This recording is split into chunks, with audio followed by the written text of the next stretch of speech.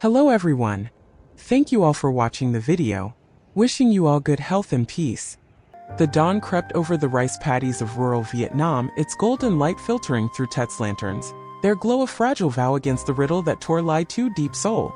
She stood in her garden, her hands cradling a papaya, its weight a mirror to the secret that haunted her breath trembling as she whispered, "How can I carry a child I don't know?"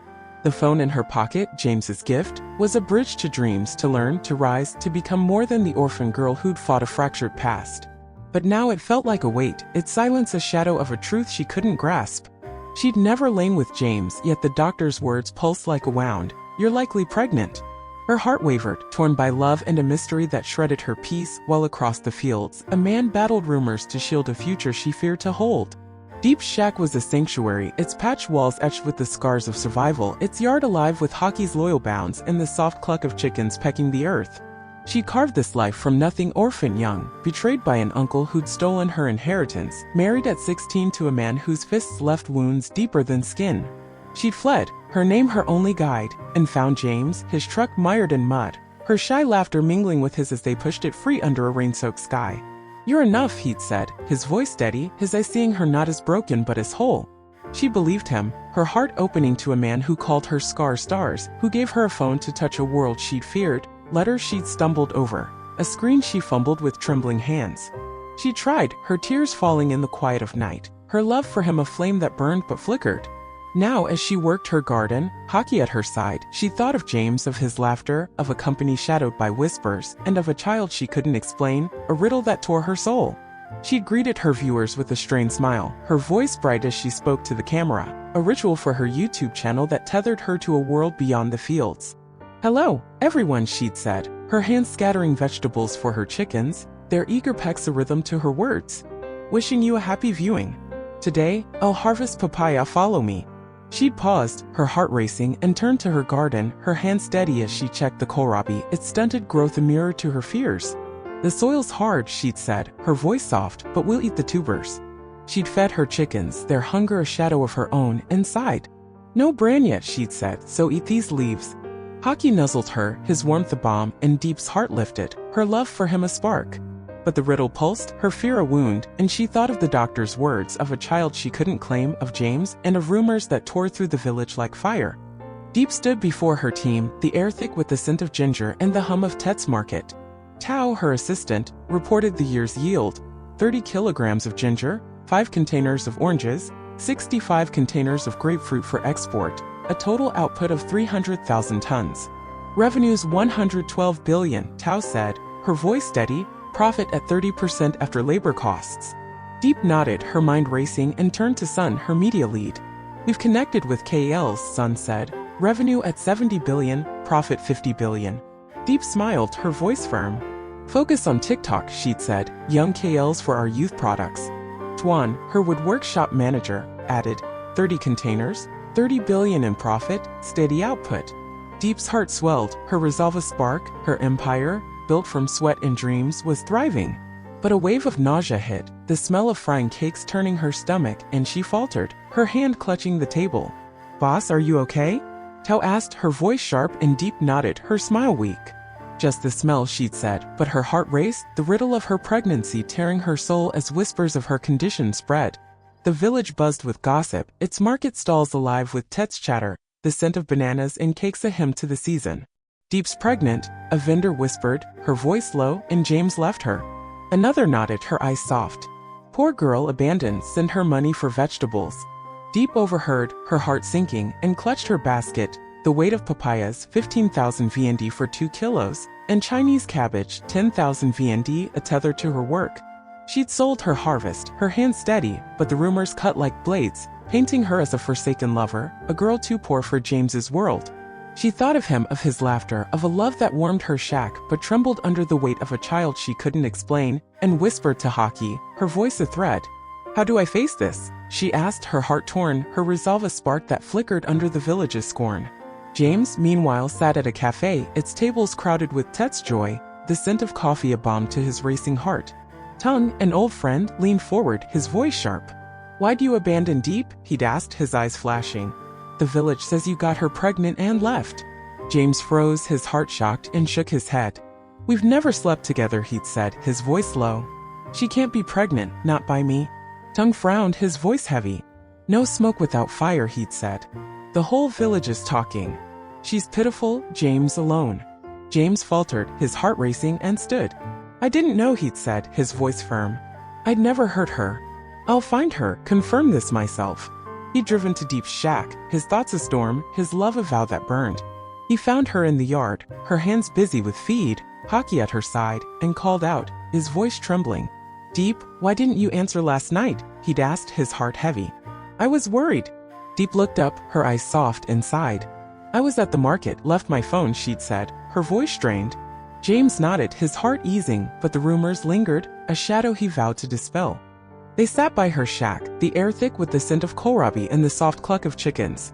Diep's voice broke, her eyes wet. The doctor said I'm pregnant, she'd said, her heart torn. But I've never been with you or anyone. I don't know how.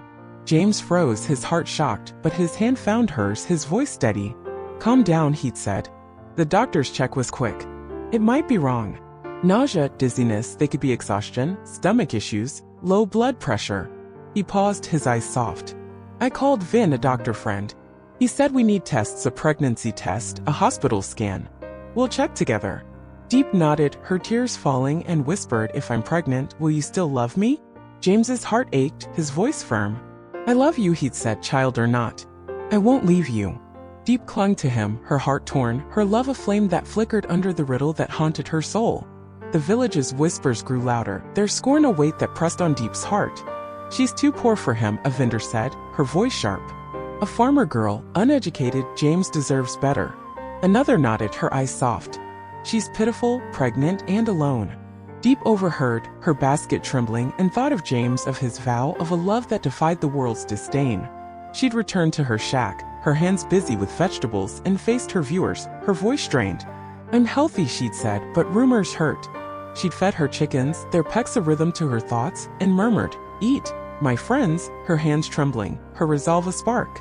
She thought of the kohlrabi, of cutting away the leaves to feed her ducks, of a life she'd built, and wondered if she could face the truth, if she could shield her love from the village's scorn. James joined her, his hands steady as he chopped vegetables for the ducks, his voice soft. This is hard work, he'd said, his eyes warm. You're stronger than anyone knows. Diep smiled, her heart lifting, and they cooked together, frying eggs, boiling cabbage, their laughter a hymn to their bond. They prayed before eating, their hands joined, their voices soft. Thank God for this food, James had said, his heart steady, and Diep nodded, her love aflame. They ate, the bananas from her market haul a taste of joy, and James spoke, his voice low.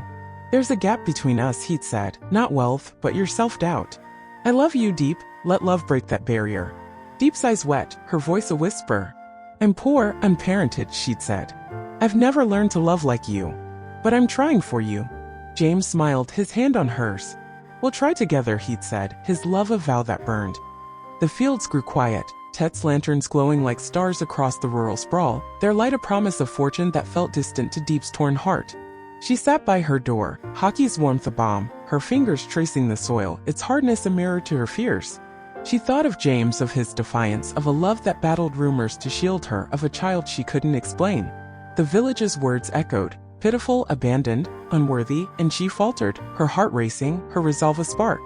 But James's voice, I love you, was a flame that steadied her, a vow that burned through the storm. She thought of her empire of ginger and grapefruit, of KLs and wood, of a life she'd built, and of James, his faith in her, his promise to check the truth. The riddle remained, a wound that tore her soul, but her love held, a hymn that refused to fade. James in his office sat under the weight of a company shadowed by whispers, its promise of rice and homes a gamble against a world that doubted him. He thought of Diep, of her laughter, of a vow to shield her from rumors, and vowed to fight, to build a life that defied the village's scorn.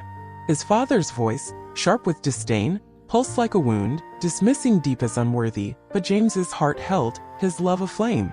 He thought of the hospital, of tests that would unravel the riddle, of a future where their love triumphed, and smiled, his resolve a spark. But the rumors lingered, a storm that tested his dreams, and he wondered if Diep hid more, if her fear was deeper than the village's words, deeper than the riddle itself.